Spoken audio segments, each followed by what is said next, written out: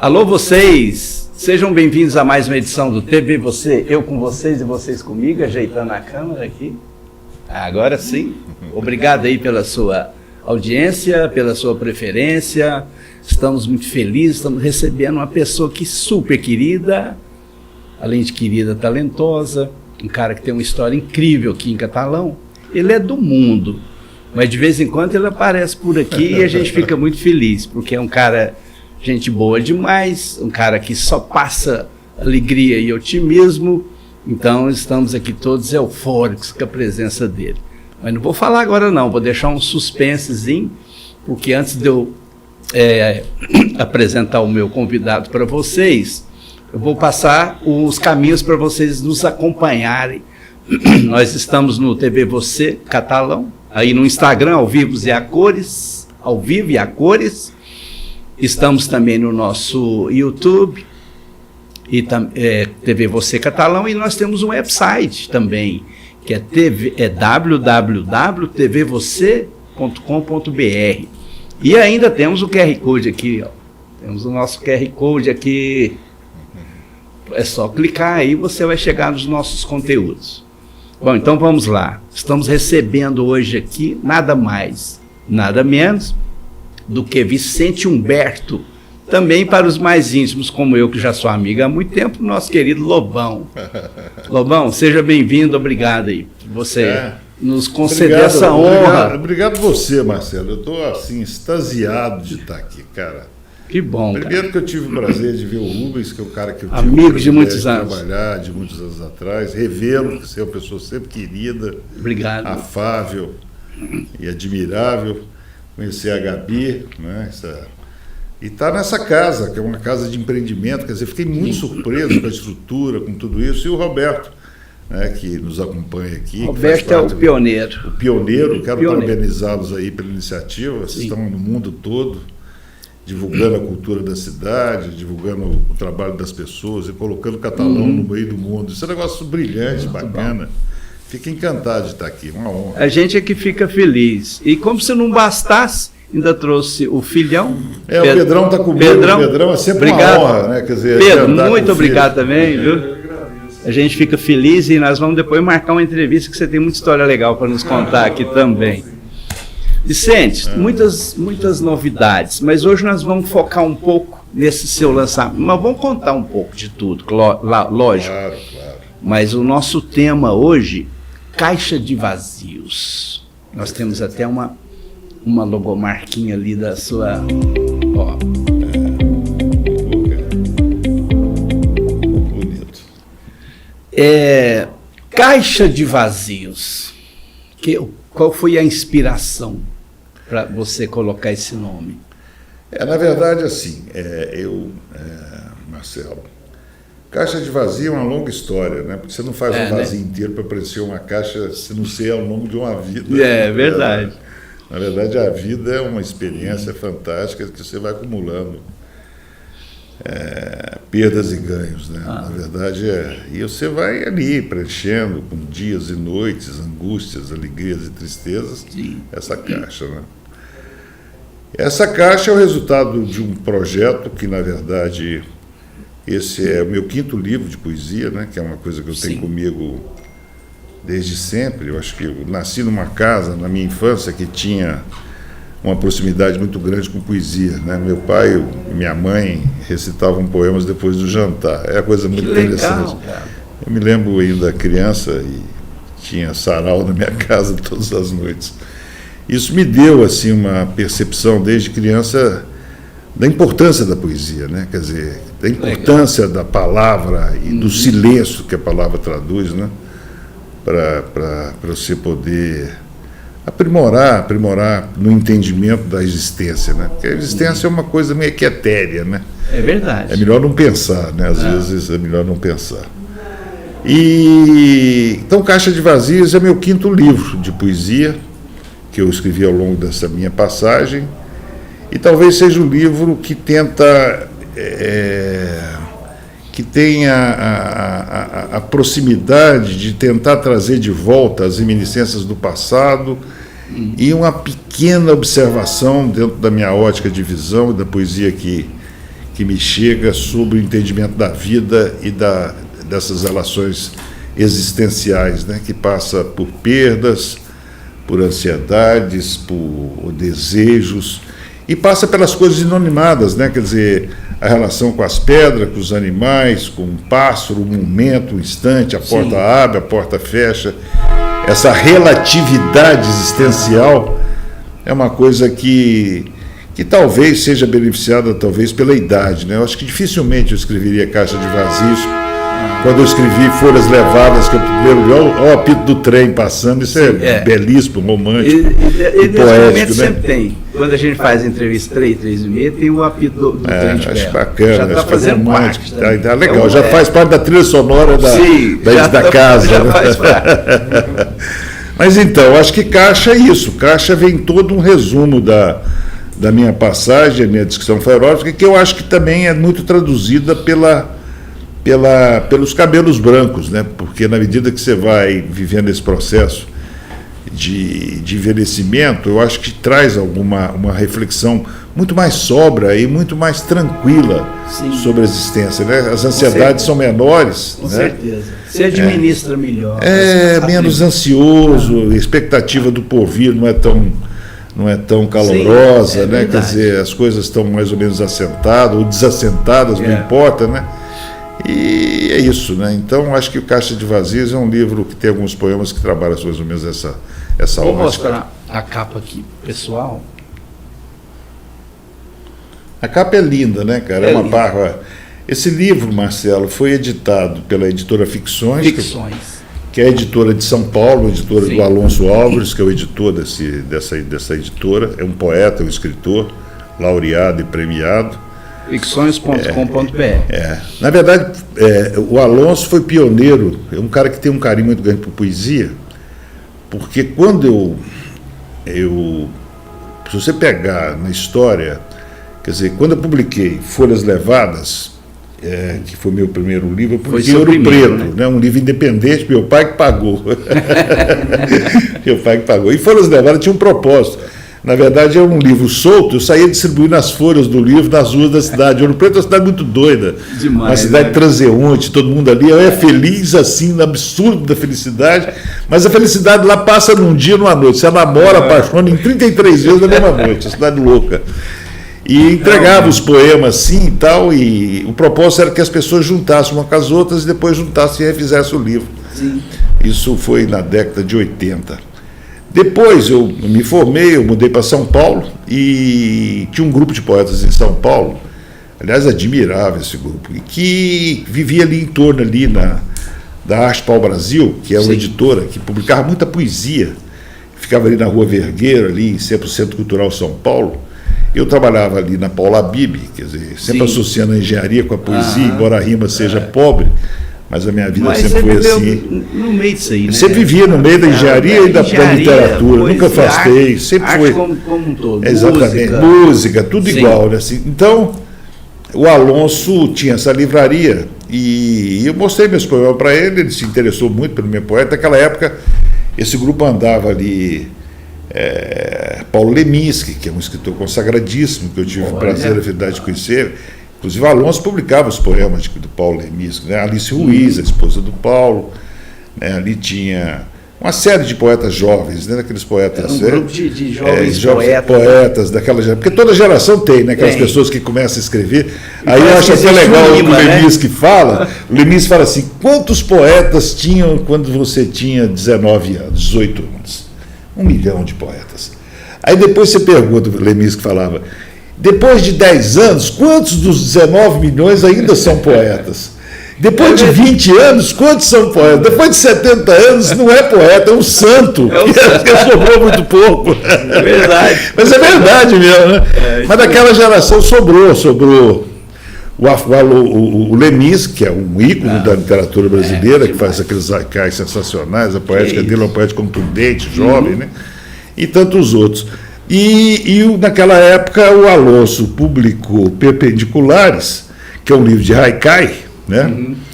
E foi muito legal, ele publicou esse livro e a gente manteve uma relação muito grande. Depois de Perpendiculares, a minha carreira como engenharia começou a dar certo, ou seja, começou a ter uma vida muito atribulada, com trabalho, enfim.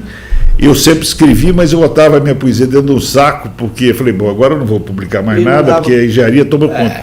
Quando eu estava em Catalão, naquela passagem aqui, como eu sou engenheiro, eu falei assim, eu preciso fazer letras. Por quê? Porque não dá para ser ridículo escrevendo, entendeu? Aliás, não dá para ser ridículo em nada. Necessidade. É assim, tipo cada técnica. Sim. Né? Como engenheiro, eu achava inadmissível você viver só da inspiração, daquela coisa. Você tem que ter um pouco de técnica, de conhecimento literário para escrever. Pelo menos escrever razoavelmente bem, né? Aí fiz letras em Catalão, foi delicioso. Aqui na UFG, aqui em Catalão, né? Lá no começo e tal. Fiz letras. Aí, quando você faz letras, aí acontece uma outra coisa. Você começa a entender um pouco de semiótica, de linguística, né? Sim. E aí você fica muito teórico. Então, tudo que eu escrevia era ridículo.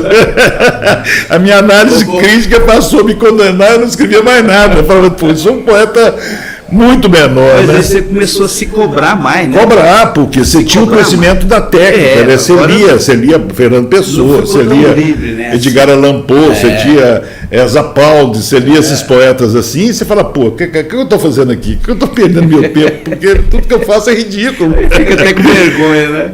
Depois eu falei, cara, eu vou livre, né? É muito livre, mas é livre, não tem que ter. Ela tem que ser livre. Ela tem que ser um objeto do espírito, da alma, entendeu? À medida que ela. Aquilo flui, né? Naturalmente. Flui. É claro que você tem que ter. De muitas técnicas, você mata um pouco. Mas assim, é uma coisa que, como tudo na vida, não é só a inspiração, né? Quer dizer, não adianta você ter a maior inspiração do mundo. A técnica, você tem que ter, você tem que. E isso vem com o tempo. Né? Na verdade, você é igual uma pedra que vai ser limada ao longo do tempo, vai mudando a forma, né? Vai ficando às vezes redonda, às vezes quadradinha, tem uma ponta aqui, a ponta ali, vai quebrando, enfim. Poesia também é isso, é uma pedra limada, uma pedra limada ao longo do tempo, como é a existência das pessoas. Né? Sim. Então, eu fiquei 20 anos sem publicar. Depois, eu já estava em Brasília, eu juntei essa sacaiada toda e levei esse poema para esse cara. Mas você não deixou de escrever? Não, nunca deixei. Sempre só não publicou, mas foi. Arrumei lá um cofrinho, ia jogando saco, ia botando ali os poemas. Né? Depois você relia e achava alguma coisa assim meio ridícula ou não? Sempre reli e achei ridícula. Para cada 10 poemas, para cada 10 poemas que eu escrevo, eu jogo fora 9. Eu escrevi isso.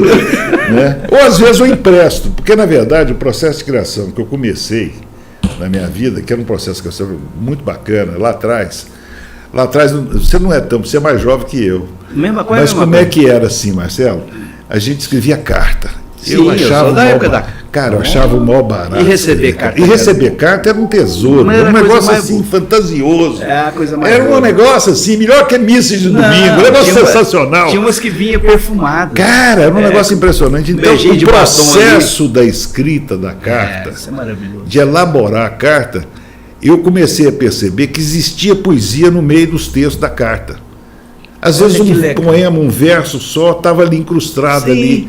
Aí comecei a aprender esse negócio de você cortar palavras e você ir catando ali, como se fosse juntando os grãos do caruncho, do feijão ali, separando aquela coisa, manuseando aquele negócio.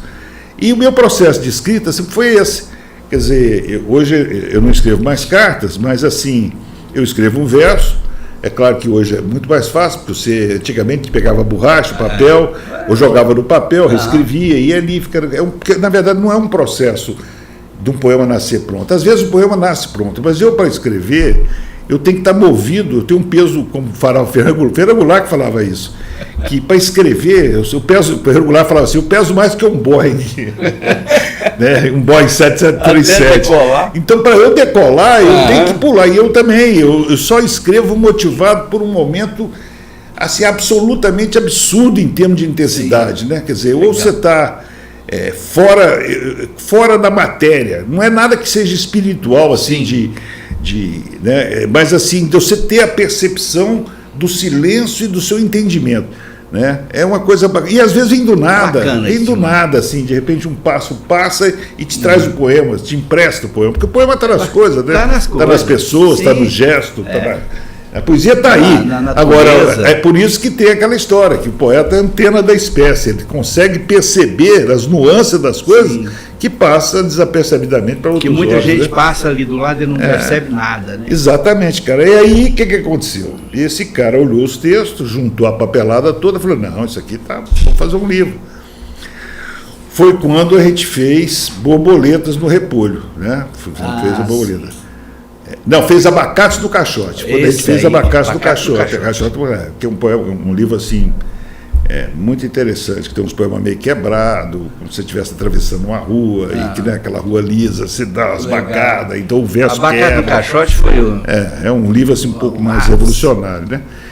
E a partir do Abacates, eu comecei a associar com o Peixe, que é um amigo meu, Fernando Barreto, que estudou engenharia comigo, e ele é músico, a ideia dele musicar os poemas.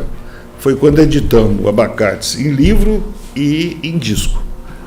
A partir daí que a gente começou, né? Aí tem até um rap lá, né? Abacates, de tal lado e tal. Legal demais. E aí, cara, a gente fez Abacates, depois veio a pandemia. E a pandemia eu mudei para fazenda aqui, fiquei 2 anos recluso. Deu uma isoladinha, né? Isoladaça, porque eu sou um cara que, se eu sair na rua, eu sou de todos os vulneráveis, eu seja o mais vulnerável. Eu falei, pô, tem que esconder do mundo. Eu queria ser uma minhoca, queria ser um útero, mas não deu nada. Então morei na fazenda esse tempo e escrevi lá 2 livros, né? Escrevi Borboletas no Repolho e Caixa de Vazios. Então, Caixa de Vazios nasce de um processo de solidão e de isolamento. De isolamento, né? É um processo solitário, né? É isso. Mas que legal. Bom, a gente viajou muito da conversa. Não, mas muito legal. Mas nós esquecemos de deixar você à vontade para fazer um pouquinho aí do seu currículo. Não é bem currículo. Falar assim, nasci em tal lugar. Tá. E fiz engenharia de Minas, mas fiz letras aqui em Catalão, cervejeiro, né? Sei que você é cervejeiro, você tem o lado também de fazendeiro, enfim. Na verdade, assim... Fala aí um pouco, resumidamente. Bom, eu nasci em Uberaba, meu pai era gerente de banco, né? Vou até falar um poema aqui que eu escrevi com meu pai. Ele era gerente de banco, então absolutamente transeunte, né? Sim. Então eu tive uma infância que eu mudei muito de cidade, né? Sempre está deslocando. Você acostumava, apaixonava, você mudava. Então esse processo de ruptura com perdas eu conheci desde cedo, né? Porque na verdade você conquistava os amigos, depois perdia os amigos, tinha que reconquistar. Você tinha que refazer, né? Porque era tudo muito nômade, né? A vida do meu pai. Mas nasci em Uberaba, fruto de umas andanças, quer dizer, nós morávamos, na época meu pai era gerente de banco hipotecário em Campina Verde, mas não tinha estrutura, e eu fui nascer em Uberaba, né? Então nasci em Uberaba em 1953, eu tenho 72 anos de idade. Ontem eu escrevi um poema sobre isso que eu achei admirável. É um poema simples que eu escrevi ontem. E aí aconteceu o seguinte, cara, eu nasci em Uberaba, mas depois me criei com meu pai, essa coisa toda, ele se mudou de lá, foi para Goiânia, foi para Ituiutaba, foi para o Rio de Janeiro, foi para Belo Horizonte, e eu acompanhando sempre da andança. Minha mãe era de Pires do Rio, a cidadezinha aqui perto, que eu amo tanto, minha avó, aquela tradição da família toda, como é a sua família aqui, que é lindíssima, né? Obrigado. Lindíssima, tenho uma paixão pela sua família, eu acho admirável, adoro ver a fotografia da sua família. E fico encantado. Então, a família da minha mãe era de Pires do Rio, então tem muitos poemas que eu faço voltando a essas reminiscências do Rio da minha infância, aquela coisa toda. E depois eu fui já na adolescência, eu fui para Ouro Preto estudar engenharia. Engenharia de Minas. Sou engenheiro de Minas, com muita honra, muito prazer, muita alegria. E lá que eu tive contato muito forte com a poesia, né? Então é lá que a coisa nasceu pesada. Porque ali é muito bucólico. A cidade, história, cara. A cidade, ela já te inspira. A história é um negócio impressionante. Ouro Preto é um lugar assim que... Parece que você já está num local poético. É um teatro. É um teatro. É um teatro, cara. Não é uma peça de teatro. Onde você quer que abaixe todo tipo de ator. Para mim está ótimo, para mim está perfeito. Então tá bom. Bom, então em Ouro Preto, eu estudando engenharia, foi quando eu comecei a viver um pouco mais essa intensidade da literatura, né? Quer dizer, me descobri que realmente era Ouro Preto. E lá em Ouro Preto a gente fez várias semanas de arte. entendeu? Eu promovi Semana de Arte. Levei lá o Ferreira Goulart, fiquei amigo do Ferreira Goulart, levamos lá os grandes ícones da literatura brasileira, levamos lá Hermeto Pascoal na música, levamos lá... Só os cobrões, hein? Levamos aquele ator maravilhoso que eu adoro, aquele, agora é espírita, eu acho ele brilhante. Carlos Vereza passou uma temporada com a gente lá. A gente fazia os festivais de cultura lá em Ouro Preto, então me envolvi muito com isso, essa coisa tudo, durante a minha formação acadêmica, né? Depois eu fui para o UFMG, terminei o curso na universidade, sou formado em Engenharia de Minas pelo UFMG. Ah, sim. Né? Sou formado pelo UFMG e nessa época eu já vendia poesia na rua, lá em Belo Horizonte. Eu passei um tempo muito grande já envolvido com poesia. Você publicava? Publicava, fazia esse poema em camiseta. Primeiro assim, cara, criava uma poemizeta. São poemas pequenos assim que você colocava, vestia os poemas da camiseta. Eu vendia esse poema, né? Legal isso. E comprava as camisas da Sulfabil, da Ering. branquinha. Escaneava, né? Esquilcava, ficava e vendi muito esses meus poemas em camiseta. Depois criamos poesia em algodão, né? Os poeminha também nos algodão, das coisas, né? E ali foi quando criamos uma série que eu sempre tive uma relação muito grande com artes plásticas. Eu sempre gostei muito. Então eu consegui um patrocínio de uma empresa aqui de Goiânia chamada Elos de Engenharia. Ela patrocinou para dar de presente de Natal. Para dar de presente de Natal uns poemas com os quadros de artista plástico. Olha para você ver, naquela época eu procurei Amilcar de Castro, que é um dos maiores pintores brasileiros, meu concreto, um cara brilhante. O Scliar, né, fez um poema para o Poema dos Olhos, ele desenhou o poema. O Poteiro, que é meu padrinho de casamento, né?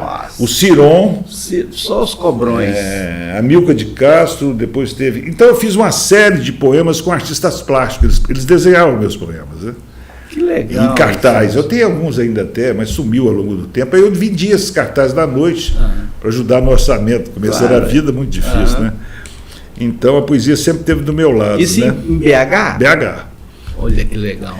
Depois eu formei, entrei na Paula Bib, engenharia, com a empresa de projeto, que fez os projetos de fosfatado todo, inclusive a planta de Catalão aqui hoje Mosaic, né? Você tem uma história forte aqui também. Trabalhei lá e depois de lá na Paula Bíblia que eu vim para Catalão, né? Vim para cá. Aí você chegou no Catalão. Cheguei no Catalão e acabei mudando para cá e fui morar em Ouvidor. Ouvidor? Primeira coisa, eu fui morar em Ouvidor. Meu dinheiro não dava morar em Catalão. Era uma pretensão muito grande. Catalão era Quinta Avenida e não era Broadway naquela época. Não dava, mas cara. Você estava perto da mina lá, né? Estava do lado da mina, um lugar bacana, bucólico ali. Eu dava aula em Ouvidor, né? Para poder ajudar a sair. Eu não sabia desse detalhe. Dava aula, dei aula de matemática, física, química, dava aula de tudo, porque naquela época.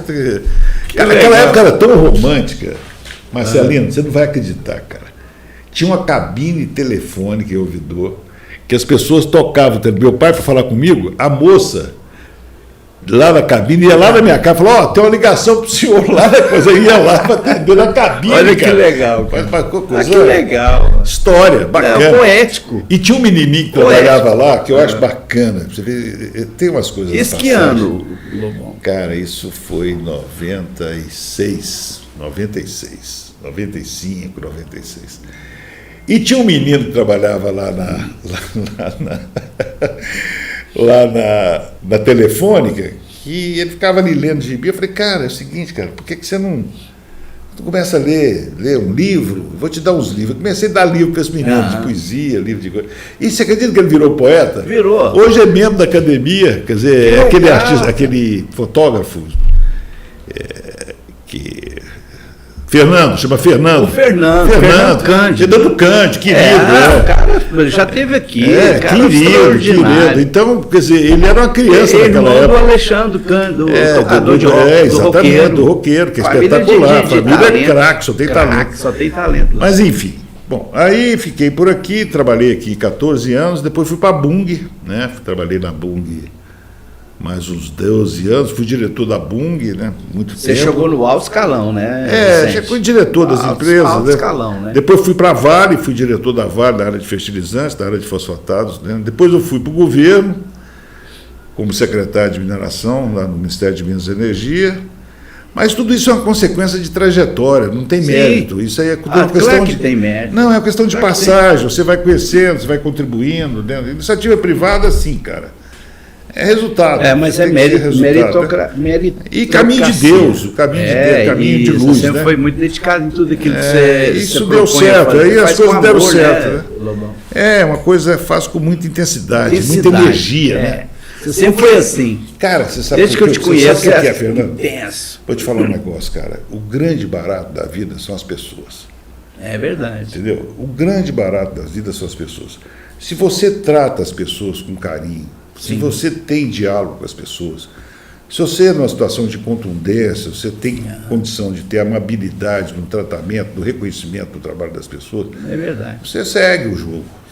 E você criou um vínculo forte em Catalão, né, Vicente? Eu tenho uma história aqui brilhante. Você lembra daquele negócio dos caminhões que a gente fazia, de poesia na rua? Demais. Eu tenho o título de cidadão catalão e tenho o título de cidadão ouvidorense, pô. Né? Quer dizer, isso é uma alegria. Catalão para mim. Esse momento do caminhão, você teve um momento de um programa na Rádio Liberdade também muito envolvente, envolveu toda a intelectualidade. Bacana, né? E se você pegar aquele negócio, aquele programa, muito bom era um programa erudito. Sim. Completamente erudito. Como é que você pensa que na década de 85, 80, não, na década de 90, começo dos anos 90, pô, a gente botava para tocar, cara, o que tinha de mais Eta James, tocava para tocar. Assim, para muita Billie gente.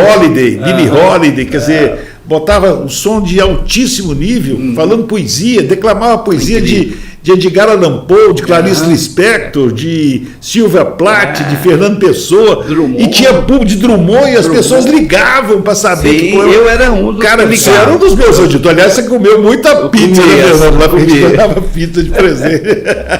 Ô, época boa. Nossa, foi muito bacana, foi muito bacana. Eu estou muito feliz. E muita música boa.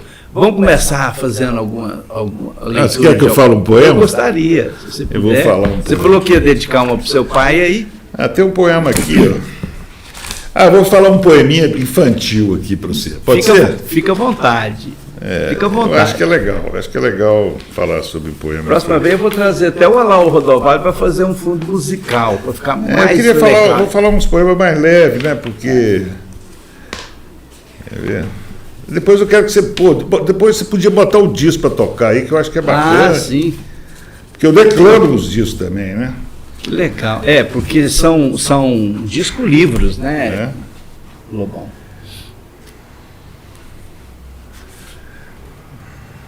Vou falar um poema para você. Vamos ver se eu acho um poeminha aqui bacana. Enquanto você vai achando aí, eu vou mostrar na capa do livro novamente. Vai mostrando aqui. Vamos ver se eu acho aqui. Pegar o índice aqui fica mais fácil, né, Fernando? Estreitos. Apartamento. Eu vou ler aqui esse página 63, um poema chamado Bezerra Azul. Fica à vontade. Eu gosto desse poema. Aqui, ó. Estou há 3 dias bulinando o mesmo poema. Meus amigos diriam: Santo Deus, cuida desse homem, parece besouro no prato, gira para um lado e outro, voa, mas não sai do lugar. Anda muito calado, reparem, o som agudo do silêncio. Tem olhos fixos no infinito. Que vida é esta? Foi no passado um homem de ação? Hoje deu nesse velho escaravelho enclausurado entre pétalas de nada. Olha que legal, cara. Nossa, muito. Esse muito é o processo de criação, né, cara? Que legal. Essa coisa da poesia ser uma coisa assim tão... Nós estávamos falando da poesia, é uma coisa tão. Quando você está, por exemplo, Vicente, assim, num barzinho, tomando cerveja com um amigo, e vem uma coisa forte, assim, você pede uma caneta, um papel? Basicamente, porque na verdade você vive. No momento você está muito feliz. Você vive num estado de quer dizer, é um impulso, na verdade, impulso. Por exemplo, ontem aconteceu um negócio comigo que eu achei maravilhoso. Ontem eu tive um dia feliz, eu vou ter uma casa ali na Serra do Facão, e eventualmente eu vou para lá fico lá. E ultimamente tinha um tempo grande que eu não ia, né? E ontem eu fui o privilégio de pescar com meu filho, pescar com o Pedro e com o Rubinho, que é um grande amigo meu, marido da Tininha aí, que é um cara que eu gosto muito. E nós passamos um dia muito feliz ali envolvido com os peixes, não pega, mas assim, naquela coisa. E à noite, cara, aconteceu um negócio tão legal na hora que eu fui dormir, pra você ver como é que é a poesia. A poesia é um negócio muito interessante, é uma coisa muito divina. E na hora que eu fui dormir, me deitei, peguei o telefone e fiquei dedilhando ali Instagram, essas coisas todas. Sim. E caí numa reportagem, olha para você ver, que falava que tinham feito um levantamento, que a idade média no Brasil é de 76 anos. Eu falei, Aí escrevi esse poema, quer ver? Olha só para você ver como é que é a poesia, né? Esse aí tá fresquinho, esse aqui vai sair no próximo livro, né? Não tá no caixa. Quer ver? Dedilhando desinteresses, soube que a expectativa de vida chega a 76 anos. Como não sou imortal, devo morrer daqui a 4 anos. Isso não bole comigo, não me deixa preocupado, nem infeliz.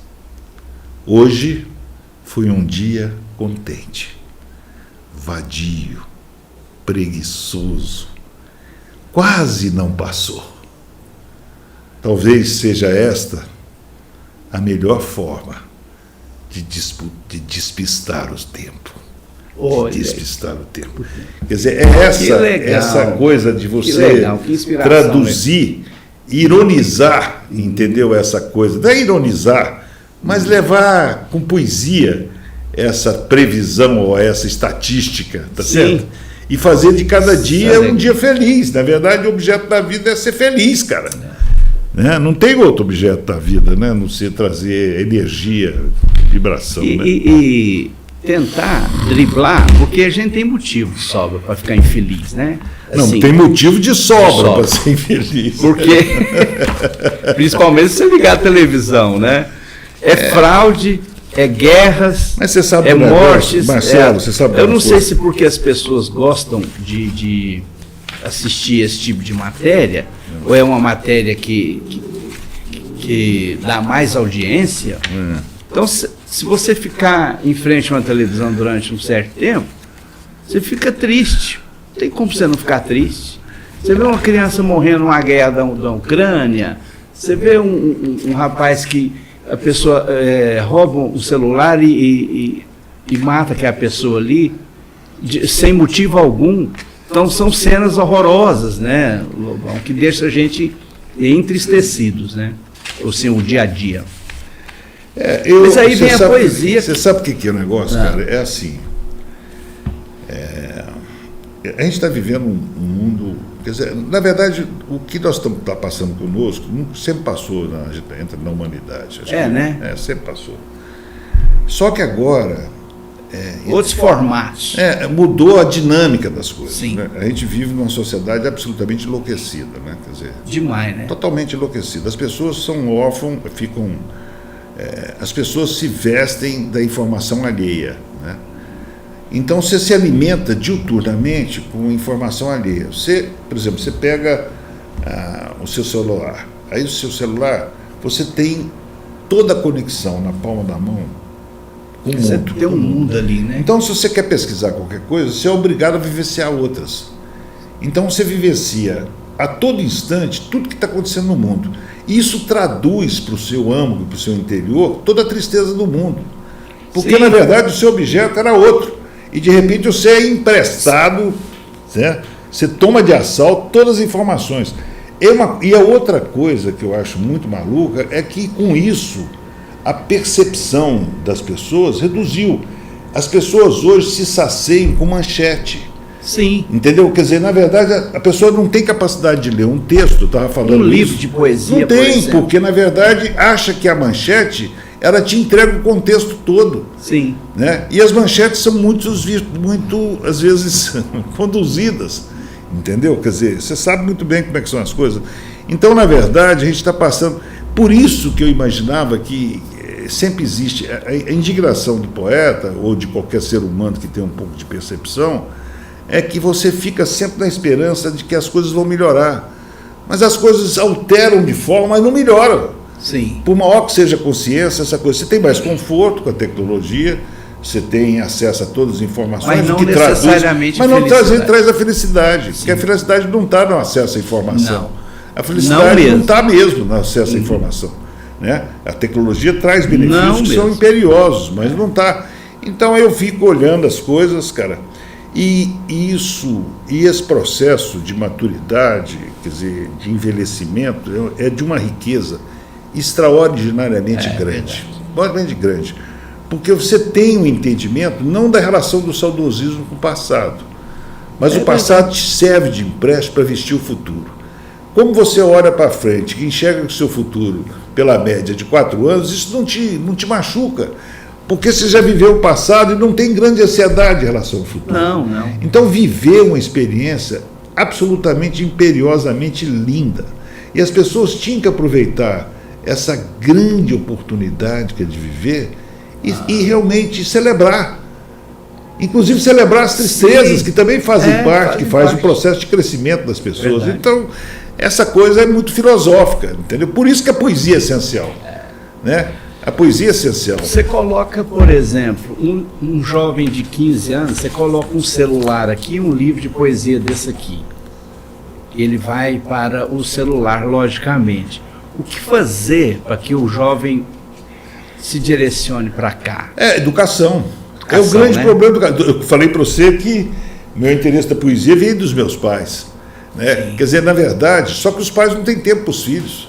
Não tem. Então, quer dizer, ninguém tem tempo para ninguém, cara. É verdade. Cara, não tem tempo para namorar, cara. Não tem tempo. E se você olhar o que você está fazendo, entendeu, do seu tempo, porque o tempo é muito algoz, a percepção do tempo é muito relativa, Marcelinho. Entendeu? Verdade. É muito relativa. Entendeu? Você tem que parar a vida de vez em quando. Se você não parar a vida não vai parar, cara. Não vai. Olha só, eu vou te ler um poema que é de uma profundidade e de uma tristeza da percepção da relação que você chega quando você chega na minha idade. Você pega 100 anos de solidão, lá do Gabriel Garcia Marques, né? Esse cara, né? Que é uma coisa fora de série, você vê que esse poema que chama Jardim da Infância. Jardim da Infância. Olha só, aquele cobertor de criança deixou os pés de fora. Todos da minha família que ninavam em volta do berço da infância morreram. Sem referências, perguntei ao menino do retrato: você se lembra de mim? Ele, distante, fechou os olhinhos e dormiu. Ou seja, nossa, a relação que você tem. Que profundo isso aí. Você vê como é que é a coisa do tempo. Então, se você vê a relatividade do tempo, se eu voltar, no meu caso, ou você volta, ou essa jovem menina que está aqui voltar ao berço da infância dela, né, e você fizer uma reflexão interna, e todos os nossos, as pessoas que estão nos vendo aqui, falando, que está conosco agora, aqui, tendo o prazer de estar ouvindo essa conversa aqui, se você volta, faz uma reflexão sobre o berço da sua infância, você vai se lembrar quantas pessoas acompanharam quando você nasceu, visitaram a sua casa, foram te fazer uma visita e foram lembrar o seu nascimento. Né? Você lendo essa poesia, eu fiz uma viagenzinha bem... Marcelo, quantas dessas pessoas já não estão mais aqui? Eu fui lá na minha infância. Pois cara, quantas das pessoas que celebraram o seu nascimento e te viram no berço da infância, os seus tios, as pessoas queridas que eram amigas na época, as amizades que existiam na época, que não estão. Quer dizer, então a vida é muito transeunte, as passagens são muito breves. Por isso que a importância com o tempo, e você levar o tempo tão a sério, porque ele não te leva a sério, definitivamente não. A única certeza que você tem que ter é que o tempo não te leva a sério. Não leva, cara. Vamos combinar. Você leva tudo a sério, entendeu? Não leva. É verdade. É muito. Vicente, lê mais uma aí. Vou ler um poema que eu escrevi para meu pai e para minha mãe. É do seu pai, essa aqui. Vou ler 2 poemas aqui, que um é que eu fiz para meu pai e um que chama Nicinha e Vicente, que é o nome da minha mãe e do meu pai. Tá. Nicinha e Vicente. Se as noites esquecessem de amanhecer e os dias adiassem de anoitecer, a eternidade seria eterna e vocês não passariam nunca e nem seriam ainda eternos. Olha que legal. É um poema bonito esse, né? Que lindo, que lindo. Agora eu vou ler um poema que eu escrevi para meu pai, que eu acho barato. Chama Molho de Chaves. Molho de Chaves. Minha mãe confeitava rosca rainha e sabia cozer como ninguém frango com açafrão. Meu pai tinha a chave do cofre, do banco na algibeira da calça. Andava balançando responsabilidades. O molho de Chaves, cantando passos, anunciavam: a vida passa, o aroma exala, o banco hipotecário fechou e o molho de Chaves, que guardava as chaves, silenciou. Uau! Palmas. Então, se você pegar, passear no livro, você vai ver essa relação do passado, das coisas que cerqueiam, vai ver essa relação da vida, da morte, da passagem da morte, né? Quer dizer, e essa coisa que vai trazendo esses vazios, vai preenchendo esses vazios. Né? Então, acho que essa caixa de vazio é objeto desse livro, é objeto disso tudo, né? Mas também tem coisa assim mais leve, né, para poder... Porque a vida não é feita só de coisa pesada, né? Tem muita alegria, né? Tem muita coisa bacana. Eu vou ler essa parte aqui, ó, que foi o Salgado Maranhão. Esse cara é um dos maiores poetas brasileiros, que me deu o privilégio, são 2... a Carla Pérez, que é uma poeta de São Paulo, que fez o prefácio desse livro, que é uma belíssima poeta, uma poeta grandiosa, laureada, premiada, e o Salgado, que talvez seja hoje o maior poeta vivo do Brasil. Salgado Maranhão. Achei muito bacana ele ter dado o privilégio de escrever, fazer a 4ª capa do meu livro. Olha aqui, um troféu. 4ª capa, Salgado Maranhão. Em sua constelação de inquietudes poéticas, Vicente Humberto, no exercício da sua voz, navega em vários ritmos e cantares, que vão da temática amorosa ao cheiro da terra-mãe. Este seu caixa de vazios nos traz a configuração de uma linhagem que dialoga, por vezes, com Mário Quintana e com um certo Bandeira. O pertencimento de um jeito de fazer que busca a simplicidade sem cair no lugar comum. O leitor que adentrar essa selva de palavras e emoções, sentir-se-á acolhido na musicalidade desse versejar, como se os dias adiassem de anoitecer. Salgado Maranhão. Que homenagem linda, hein? Privilégio. Talvez eu acho que é o maior poeta vivo no Brasil. Que privilégio. O Salgado é um cara premiadíssimo. Premiadíssimo, uma referência. Referência. Me deu assim, cara. É engraçado que... É um presentão. Presente. Laurear, prestar o nome dele, fazer uma crítica do meu trabalho, foi um negócio assim. Fala pra gente, Lobão, o lançamento do livro. Qual que é os seus planos aí para lançar o livro? Não, meu plano é receber as pessoas e abraçar o pessoal. É um negócio muito informal. Né? Porque lançamento de livro é aquela coisa sempre igual, né? A noite de autógrafos. Aquele negócio ali vai ter, quer dizer, as pessoas vão lá, quer dizer, vão adquirir o livro, essa coisa toda e tal. Mas assim, o propósito é assim, quer dizer, porque a gente vai estar começando essas campanhas de lançamento, que eu estou com a ideia de fazer assim, cara, dos lugares que eu passei, né? Começar por Catalão, porque Catalão representa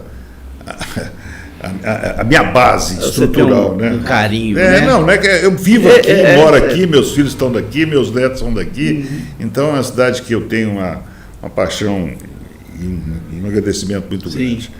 Então eu vou começar por Catalão, depois eu vou fazer em Goiânia, que eu tenho alguns irmãos que moram lá, e tem vários amigos em Goiânia, depois eu vou para Brasília, faço o lançamento em Brasília, que eu também tenho um network de amigos muito grande lá.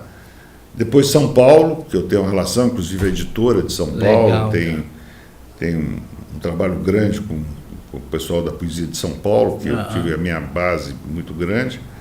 E Belo Horizonte, né, que eu passei, e quero fazer em Araxá também, porque agora morando um pouco em Araxá. Né, quer dizer, não tem como, né? Então eu estou querendo começar a fazer, a ideia aqui é fazer uma coisa. Primeiro eu quero agradecer o Pedro Paulo e a Sheila, queridíssimos. Você deu o espaço lá, que se transformou. Brilhante, né?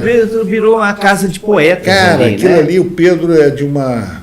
essas pessoas grandes que a gente encontra na vida, e o Pedro Paulo e a Sheila são pessoas muito grandes, assim, grandes de coração, alma, de desprendimento. Sim, é verdade. Porque o grande barato que eu acho dessa história do Pedro, porque é uma casa que é patrimônio público da humanidade, né? Quer dizer, uma casa que passou por ali as grandes referências literárias do país. Bernardo Guimarães, Fagundes Varela, não sei, grandes poetas passaram por aquela casa. Ali tem... E aquela casa, cara, assim como tantas do passado, poderia ser demolida, né? Porque o futuro demole o passado.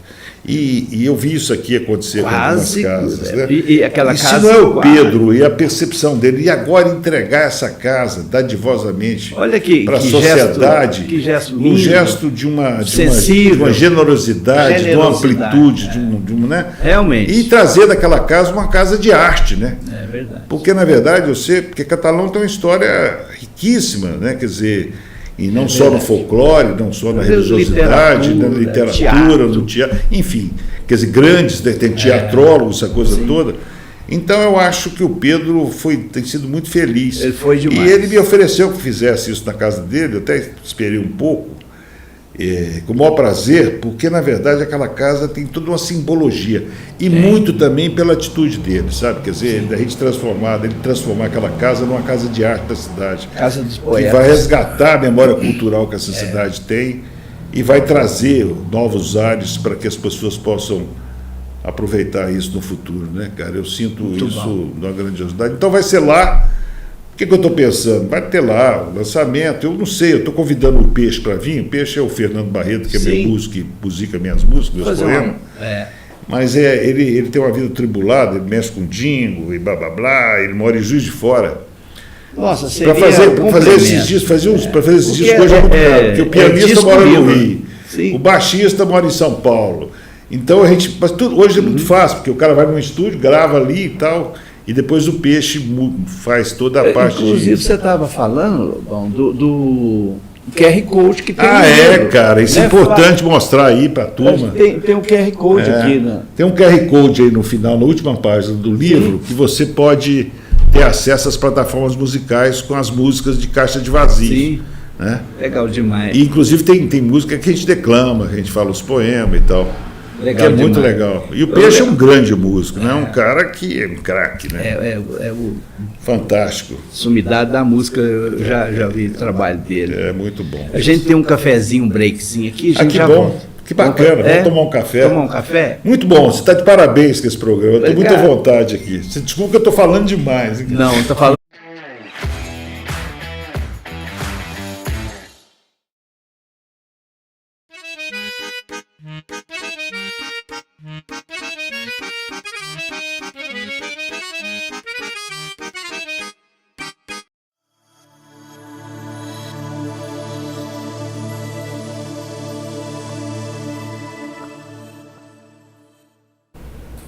É o papo do cafezinho, Lobão. Esse papo do cafezinho, assim, a gente já está muito informal, o que já é legal.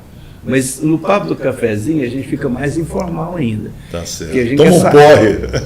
Aí a gente quer saber daquele Lobão que bota aquela bermudona, aquele chinelão e vai para uma beirada de um lago, como você fez agora na Serra do Facão, ou beirada de um rio, sei lá, um lugar que você gosta. O que você está fazendo ultimamente? Reunindo com os amigos? Na verdade, você assim, toca pode algum falar instrumento musical? Não, na verdade, o que está acontecendo? Está acontecendo assim, eu continuo trabalhando ainda com engenharia. Você está trabalhando na engenharia, Eu acho que eu vou morrer trabalhando. Você me dá muito prazer, essa eu parte não consigo você não largar de trabalhar, cara, me sinto preguiçoso. Mas se você está feliz, está ótimo. Não, eu tenho um isso. trabalho que eu faço, tem a Lobo Engenharia, que é a minha empresa de consultoria. Sim. A gente faz um trabalho com um bando de amigos que trabalhou comigo durante o universo da minha passagem toda.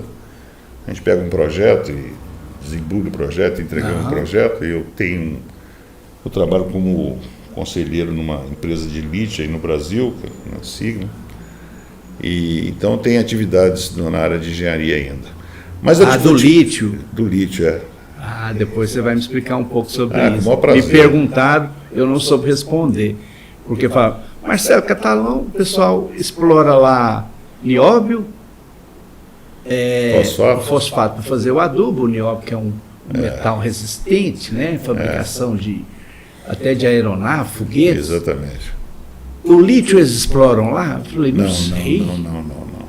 O lítio é outro ambiente, né? Né?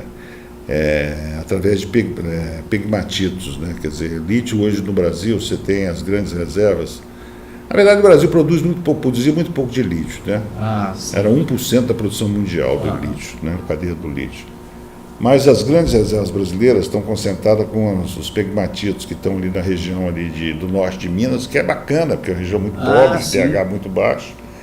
E agora está crescendo muito para o Nordeste, né? Quer dizer, então, mas o Brasil hoje tem duas operações só de lítio no Brasil. Você tem a CBR, que é a antiga mina subterrânea, e você tem a Sigma. A Sigma produz 270... Sigma Lithium. Sigma Lithium. É onde eu trabalho. 270 é lá mil que você está, né? Estou lá.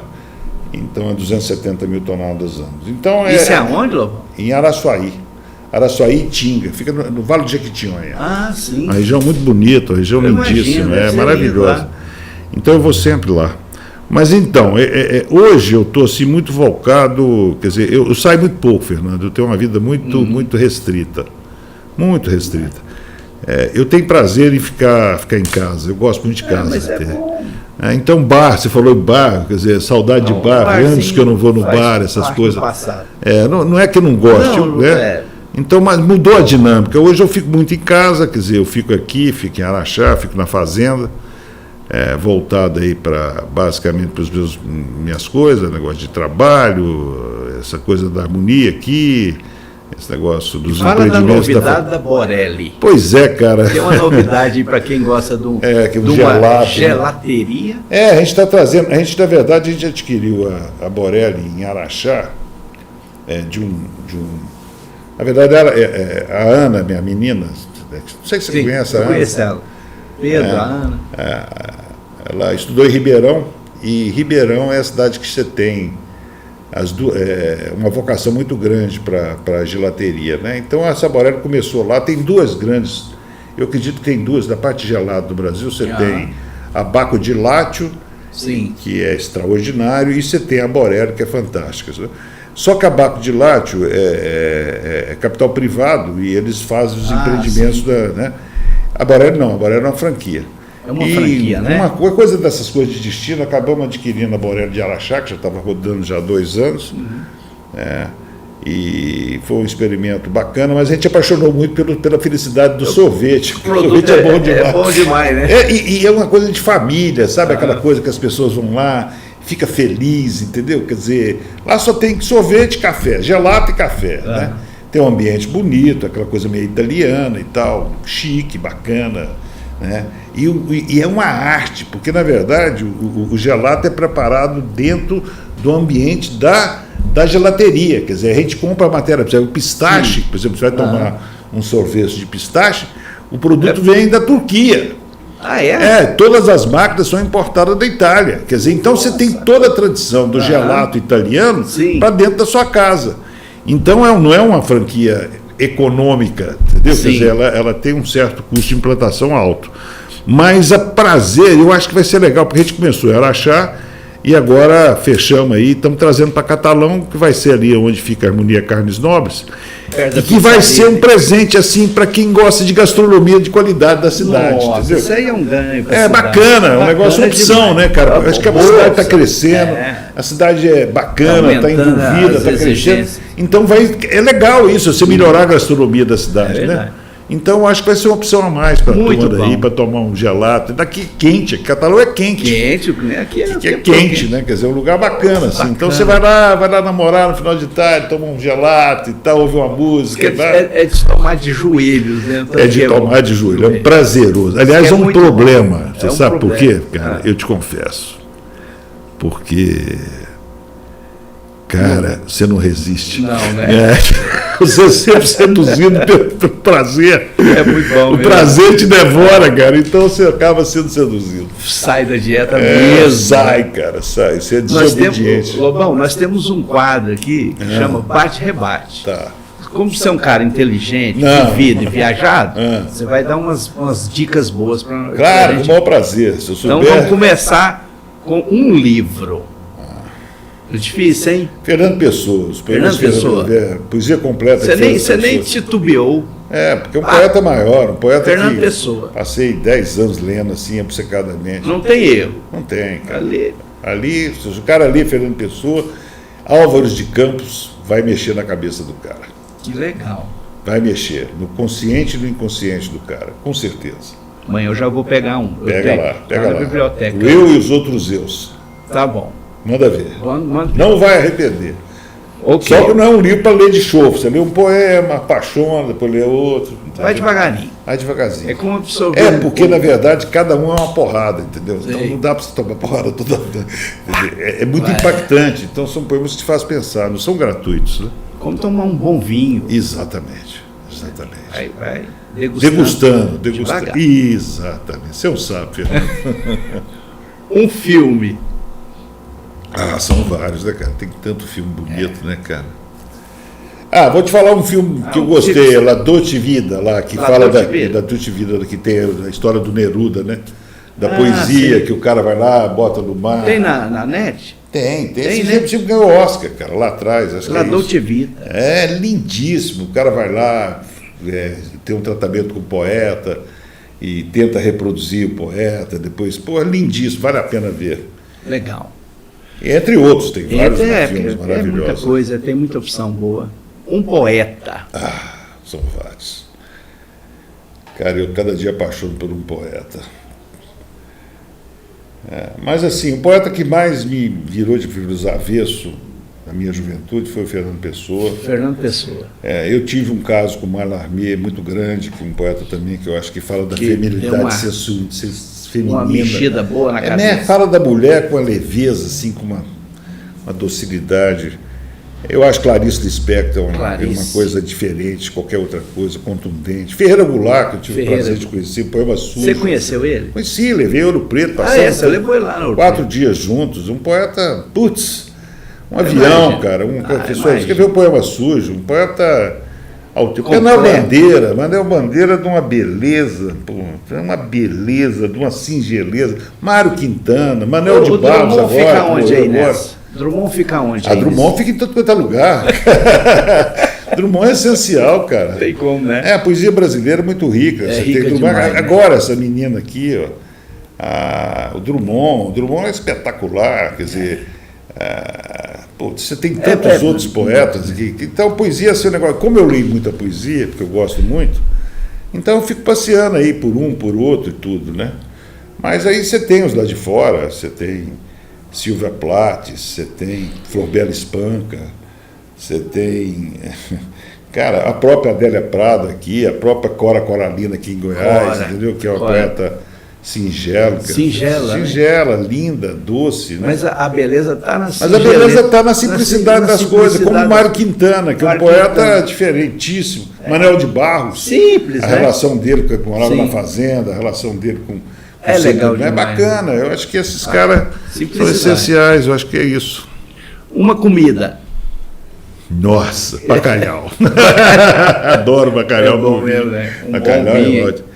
Adoro o bacalhauzinho. Também gosto muito de daqui de Goiás, do frango com açafrão. Você pilota um fogão ou não? Não, muito ajor. Eu não, eu sou péssimo. Eu sou um grande gourmet e péssimo cozinheiro.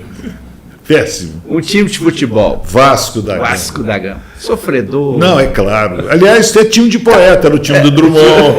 É o time dos poetas, o time que não ganha nunca. Mas cada vez se apaixona muito. O sofrimento está muito ligado com a paixão, né? Nossa Senhora, tá. O Vasco é um ensinamento. O Vasco é talvez uma das coisas que mais me deixa feliz e triste, com a maior intensidade. Né? Porque ele perde mais que ganha. Então você está acostumado com a derrota. Quando ganha é bom demais. Mas quando ele ganha, cara, quando o Vasco ganha, o mundo fica azul, a noite fica de estrela, cara, é tudo feliz, cara, eu amo o Vasco, aquela história. O Vasco é outro bicho, é um negócio diferente. É um negócio assim, não é uma paixão. Ganha, mas é aquela. É igual o Drummond falava, você é vascaíno doente, aí o Drummond falava que doente é quem não é vascaíno. Um sonho. Cara, essa pergunta é mais difícil. Não, senhorita, se você perguntar para essa menina, ela vai te falar que ela tem um caminhão de sonhos. Tem. Eu vou te contar um negócio para você. Vai diminuindo os sonhos? Eu acredito que a velhice não é que vai diminuindo. Não, né? Não. Mas assim, as ambições reduzem, né? As ambições reduzem. Porque na verdade é o seguinte, cara. Talvez, vou te contar, cara, essa é uma pergunta que tem ela é meio clichê, mas ela... É clichê, porque ela é difícil de responder. Sim. Porque, na verdade, eu acho que o sonho está sempre ligado ao futuro, né? Sim. Sempre ligado ao que vai acontecer a semana que vem, Sim. eu vou formar, eu vou casar com um cara, eu vou namorar, eu vou ganhar. Quer dizer, é sempre alguma coisa que vai te trazer. Para mim, o sonho é de eu poder continuar escrevendo com felicidade e escrever para que as poesias sirvam para poder ser empréstimo para fazer bem para as pessoas, entendeu? Talvez seja a coisa mais importante que eu vim fazer na Terra. Legal. Muito mais que ganhar dinheiro, muito mais que ser engenheiro, muito mais que qualquer outra coisa. Talvez o mais divino, o mais sagrado que eu tenha feito na minha vida, embora eu não estou discutindo qualidade, tá certo? Que esses poemas possam ter, entendeu? Mas é o que me dá mais prazer de fazer e talvez seja o mais espiritual que eu possa gerar no futuro, entendeu? Coisa mais boa. Para as pessoas. Eu acho que é poesia. É isso aí mesmo. O sonho é poesia, Biel. É isso aí. Se mudar uma vida de uma pessoa, ela redirecionar a vida por bem lendo um poema seu, você já estou feliz demais, cara. E já virou de muita gente. Não é? E vira. O cara falou para mim assim, cara, eu arrumei minha namorada por causa de eu li um poema seu. Nessa noite de poucas estrelas, me apaixonei por teus olhos e agora já não sei mais como perdê-los de vista. Aí o cara arrumou a namorada, falou esse poema e está feliz até hoje. É isso aí. Mudou a vida da pessoa. Isso é que é importante. Qual o lugar que você foi, que você falou assim, isso aqui é o lugar mais bonito que eu já vi na minha vida? Cara, ou que você possa recomendar, fala, vai lá que você vai achar muito cara, lindo tem lá. Alguns lugares no mundo que são inimagináveis. Você viajou muito, né? Andei trabalhando, foi muito bom, andei muito. Mas hoje eu estou com pressa, eu não estou querendo andar muito mais. Não é quantidade mais, né? Não, mas assim, tem algumas cidades que me deixaram muita atenção. A cidade que me chamou muita atenção foi Praga. Praga. Sim. Na Tchecoslováquia. É a cidade do Kafka, do Franz Kafka. É impressionante a beleza daquela cidade. Mesmo? É uma coisa assim, parece coisa de cinema mesmo. Parece um presépio. É uma coisa maravilhosa. Não, é inebriante a beleza. Imagina. É um lugar muito bonito. Mas assim, aqui no Brasil também tem lugares lindíssimos. Maravilhosos, né? Tem. Você pega Ouro Preto é lindo, pérola, né? Diamantina. Diamantina não, é que eu acho. Tiradentes, né? Tiradentes são uma caixa de bombom, de beleza, né? Rio de Janeiro, esquece o Rio de Janeiro com todas as atrocidades que tem, mas a beleza da cidade é inigualável, né? Inigualável. Então, quer dizer, a Serra do Facão, entardecer da Serra do Facão não tem igual. É maravilhoso, né? Lembra a Costa Amalfitana, cara. Eu falo que é a Serra Catalana, mas bonito que a Serra Amalfitana. Pô, você vê lá de cima aquelas falésias, você enxerga aquele lago azul, coisa maravilhosa. O pôr de sol ali, cara, é extasiante. É porque você tem olhos de poeta. Não, cara. Se você for lá, nós vamos lá. Eu, o seu, o Marcelo e a Gabi lá. Vocês vão pirar de beleza, é um negócio de louco. Estou te falando que é. Eu te mostro aqui na fotografia. É muito lindo lá mesmo. É um lago maravilhoso. Mas vamos lá. E para encerrar, uma saudade. Não tem uma só, não, tem várias. Tem várias, né? Cara. Aquela que o coraçãozinho dá uma doída. Eu não tenho saudade dos amores que eu perdi. Não. Porque eu perdi, mas foram essenciais enquanto duraram, entendeu? Então não tem reminiscência de amores perdidos. Mas eu tenho muita saudade das perdas. Né? Da minha turma, né? Dos meus amigos que se foram. Eu ainda não consegui, estou te falando de coração, Marcelo, criar uma análise confortante, inteligentemente confortante, estratégia para entender essa relação de administrar a perda. Não consigo. Não que eu não acho que, embora tenha um entendimento espiritual, né, e baseado na doutrina, quer dizer, a gente tem uma família que é espírita, kardecista, né, que dá um conforto muito bacana com essa relação do triângulo da ciência, da filosofia e da passagem, que traz uma certa imortalidade para a alma, né? Quer dizer, então isso é muito confortante, muito, muito inteligente. Mas ainda assim, eu te falo com toda sinceridade, a minha relação com essa história, quer dizer, como nesse poema tem muita coisa disso, é muito transeunte, a ruptura é muito brusca, né?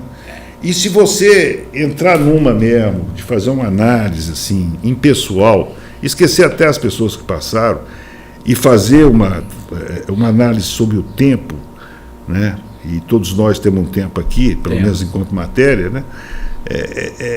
Você reduz as ansiedades da vida, é mais confortante. Talvez o que falta no mundo, para o mundo melhorar, é que talvez seja imperioso que o homem tenha a percepção do que o tempo não é aquele que imagina, mas que o tempo dele vai acabar. As pessoas nunca pensam que vai acabar. Sim. Nenhum imperador pensou que ia acabar o reino dele. Nenhum político imaginou que o governo dele ia acabar, ou se acabasse, ele criaria modos para poder suceder. Então, quer dizer, as pessoas acham que o poder é eterno. Esse é o grande problema da humanidade, quer dizer, as pessoas fazem guerra por causa de poder, por causa da riqueza. Você falou sobre isso. As pessoas, eles não perceberam ainda, e talvez nunca percebam, porque a ambição humana vai acima da compreensão, e como as pessoas não estão pensando, ninguém está interessado em compreender nada, porque está todo mundo disputando a vida. Mas, na verdade, se você for um pouco analítico, né, e estou te falando da maior pureza da alma, qual que é o objeto da vida? O objeto da vida é você vir aqui, ter uma passagem extremamente rápida, porque o tempo é imperceptível. Muito rápido. Olha para trás, Fernando.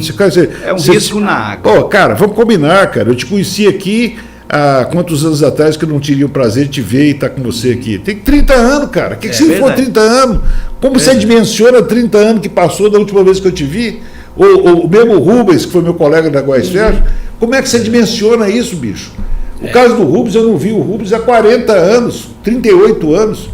Ele está aí firme, cara, com os sonhos dele, trabalhando, estou aqui no espaço deles, que vocês estão criando, depois de 40 anos, com a mesma alegria, com a mesma vivência, com o mesmo rostinho, claro que um pouco a gente vai se machucando pelas linhas do tempo. Mas é atrocidade que a vida traz para o corpo, né? Mas cada vez maior, o cara mais, né? E é isso, e as pessoas não entendem isso. Então, essa relação, porque eu acho que eu estou começando a perceber, porque você começa a perceber, não nas reticências, mas no ponto final, né? Mas as pessoas não têm essa percepção. E é isso que talvez possa mudar as coisas. Eu até acho que aquele senhor que saiu daqui do escritório, o senhor Jesus, né? Ele falou um negócio hoje que pode ser um disparate para quem ouve, mas é uma coisa que tem que ser pensada. Né? Que ele falou, se ele fosse Jesus de fato e não no nome, ele voltaria de outra forma. Você viu o que ele falou? Eu não vou repetir aqui, porque as palavras são dele. Mas a forma que se tem é que realmente precisa consertar o mundo. O mundo não está dando certo. Não tem, se você parar e pensar, você não pode estar feliz. Você não pode estar feliz com a geopolítica, você não pode estar feliz com a guerra, você não está feliz com a distribuição da riqueza e da pobreza, você não pode estar feliz com o problema do aculturamento do povo, você não pode estar feliz. Quer dizer, e não mudou. Na época do Drummond era assim, Na época do Bulac era assim, na época do Bernardo Guimarães aqui em Catalão assim, também era assim, e a vida vai sucedendo assim dessa forma, né? Mas a gente não pode mudar o mundo, você tem um conforto. O poema pode mudar. Então você pode mudar tudo do poema. Você escreve que você não concorda, tá certo? E muda, e muda o mundo. A poesia pode mudar o mundo. Isso mesmo. Bom, 1 hora. Bacana, passou rápido. De papo legal, papo nobre, Papo reto. Papo reto, cara. Que alegria. Que alegria te receber aqui. Bacana. Foi legal, foi lindo. Fora de série. Não, bicho. Sério, não, sem confete, sem querer. Não, cara, primeiro é alegria estar aqui. Acho que a conversa foi boa, eu abri o coração. Conversa boa. Porque eu estou aqui entre amigos. Eu falei exatamente o que vai na minha alma, né? Com o coração aberto. A gente está feliz demais com essa. Sirva para as pessoas, né? E peço até perdão se eventualmente. Jamais. Mas assim, colocar de coração, todo mundo que ouviu, que curtiu, que tenha gostado, e para mim é um privilégio estar aqui. Eu formulei aqui um monte de perguntas, mas olha só, você é um cara que a gente poderia falar de engenharia de Minas, falar das mineradoras, da história das mineradoras aqui de Catalão. Do Delores Zebu. Do Delores Zebu, porque você agora virou fazendeiro. Não, virou não, tem 40 anos. 40 anos. Tá lá, cervejeiro, fabricante de cerveja. Não, boa. Cerveja não. Não, né? Não. Sorvete, gelato, carne. E aliás, a melhor carne da cidade, vamos combinar, vamos né? Combinar, disparado. Com todo respeito. Disparado. A carne da harmonia é inigualável. Depois que você come uma vez, é difícil comer de novo, cara. Tô falando sério. É verdade, é verdade. Eu concordo plenamente. É muito boa, cara. Você vai lá. Então se deixa à vontade. Agora, quem cozinha muito bem é a sua irmã, né? Demais. Vamos fazer um jantar. Vamos fazer. O Pedro é parceirão dela. Eu sei disso. Pedro é parceirão. Vamos fazer um jantar, tomar um vinho, conversar fiado. Combinado. Tomar um vinho. Muito continuar essa conversa. Faz um tchau para sua galerinha aí, vamos despedir. Bom, pessoal, um beijo grande, foi lindo estar aqui, eu acho que é importante, a gente é tão perceptivo que vocês estão que espero que vocês tenham gostado, foi um prazer estar com todo mundo. Quem estiver em Catalão ou aqui na Redondeza, quiser lá ver de perto assim, ter o livro e dar o prazer de ter esse livro, para mim vai ser muito bacana dividir minha poesia com vocês. Agradecer o Rubens, que foi muito legal estar aqui. Dar parabéns aqui para a TV Você, que é a TV mais quente que eu já vi, cara. Mais informal, mais assim, parece o Cazé TV esse negócio aqui. Muito bacana, uma coisa muito bacana. Mais um aí para despedir? Mais um poeminha pequeno para despedir? Pois não. Então vamos lá, só para a gente poema encerrar. Pequeno. Só ver se eu acho um poema pequeno aqui. Não tem necessariamente que ser pequeno. Você fica à vontade aí para escolher e para a gente encerrar. Eu queria falar aquele poema lá aquele poeminha que é um poema mais juvenil, né? Eu queria falar tanto aquele poema. É um poema. Qual que é o nome dele? Eu vou te ajudar. Procure ele, chama. O poema chama. Não estou achando ele, cara. Chama. Estou vendo tantos aqui que remete a. Não, é um poema que chama Caminho Suave. Ah, tá. É um poema. Vê se eu te ajudo a achar ele aqui. Aí para poder brindar. Brindar não. Caminho Suave, 22. Então vamos ler esse poema. 22. Tá bom, vamos ler esse poema aqui. Espero que todo mundo goste. Aham. É um poema mais lúdico. Então vamos lá. Vamos lá. Caminho Suave. Sim. Você estudou nessa cartilha, não? Não, Não? Então tá bom. Então tá. Caminho Suave. Ganhei de presente de aniversários dos meus pais um caderno de caligrafia. Insistiu em repertório de vogais desenhadas e consoantes difíceis. Desenhava as letras com cautela. A bolinha do O, a perninha do A, o lacinho do L, o pontinho no I, as ondinhas do N, as marolas do M, as curva do S, as asinhas do W. Aliás, achava o K, o W, o X estrangeiros demais. O Y, então, era de outro mundo. Assim foi. O E, o Q, o D, o F, o G. O U tinha mesmo som de vento, o mesmo do filme O Morro dos Ventos Uivantes. O H geométrico parecia homem sério, adulto, cheio de compromissos. O acento circunflexo, um chapeuzinho chinês. Já o agudo, sempre desconfiei. Era muita afirmação. Naquela idade, adorava a exclamação. E já tinha muitas perguntas sem respostas para a interrogação. O T, então, amava fazer tracinhos. O V, esse tinha de aprender. Afinal, Vicente começa com V. Assim fui juntando vogais e consoantes. Casa, mala, moda, mola, vaca, vela, vida, bola, bala, bela, navio, anágua, água. Era emocionante. De tanto juntar letrinhas, dei de cara com as palavras. Para o meu espanto, as palavras que escreviam eram as mesmas que falava. Daí percebi o som do I, que o R era E mais RI. O L foi a maior das descobertas. Era necessário a boca aberta, depois prender a língua na ponta dos dentes e respirar para dentro. O U e o Q e o O exigiam um biquinho. O B e o P, beijar os lábios. O F, fazer careta. O Q tinha que raspar de garganta. O T era um sopro sorrindo. Foi quando imaginei, seria muito difícil falar sem dentes. Daí para frente, tratei de escovar os dentes diariamente. Sensacional, sensacional. Não dá para falar sem dentes. Maravilhoso. Mas é um poema infantil, né? Maravilhoso, maravilhoso. Não tem nem palavras. Bacana. Muito obrigado. Muito bom, eu que agradeço, de coração. Muito obrigado. Beijo para todo mundo, alegria. Beijão para todos. Muita luz para todos. Para vocês que ficaram com a gente até agora, um beijão, um abraço, obrigado aí, até a próxima, se Deus quiser. E Ele há de querer.